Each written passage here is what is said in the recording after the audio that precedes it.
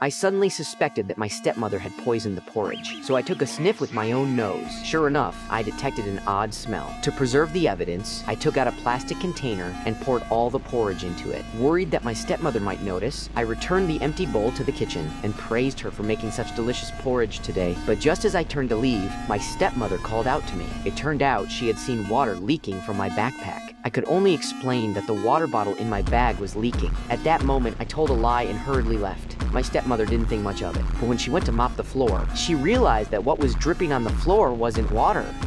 After leaving, I hurriedly found a friend to help me. I asked my friend to lend me $1,000 to take the porridge for testing. I now suspect that my stepmother poisoned my porridge, but my friend thinks I have paranoid delusions. I explained that it does sound crazy, which is why I need the test to get the truth. But my friend still didn't want to help. That night, my stepmother made a delicious steak dinner. My father praised the taste of the steak, but I refused to eat it. My father asked me why I wasn't eating. I asked to swap steaks with my father because I felt mine had too much fat. Father agreed without hesitation, but my stepmother was unhappy. She said she was fed up with my unreasonable behavior. I retorted just as fiercely. As our argument escalated, my father hurriedly intervened. I had no choice but to take back my own steak. Then I ran to the kitchen with the plate and put the steak in a bag. My father asked me what I was doing. I angrily said that I was collecting evidence of a crime because I suspected that my stepmother had poisoned the food. My father thought I was crazy and rushed over to stop me, but I pushed him aside. This crazy act scared everyone, but I was so emotional that I picked up the knife again. My stepmother saw this and quickly called the police. This caused my emotions to spiral out of control once again. I stabbed my stepmother in the stomach with the knife. Just as my stepmother collapsed, the police arrived at the scene. They immediately restrained me. I was detained at the police station on charges of intentional assault. My father hired the best lawyer to defend me.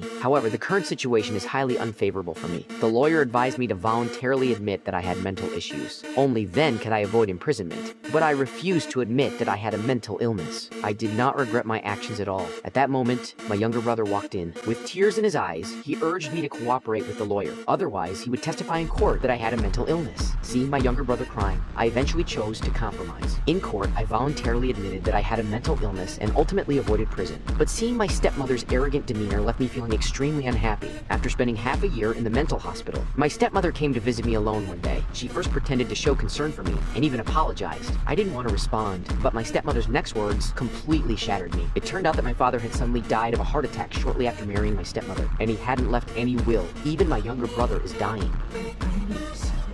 I'm afraid that's not possible. He hasn't been feeling well. Stomach pains. Hearing this, I couldn't sit still anymore. Sure enough, our entire family had been framed by this malicious woman, but now I had no ability to resist, and could only let the medical staff treat me as a mentally ill person.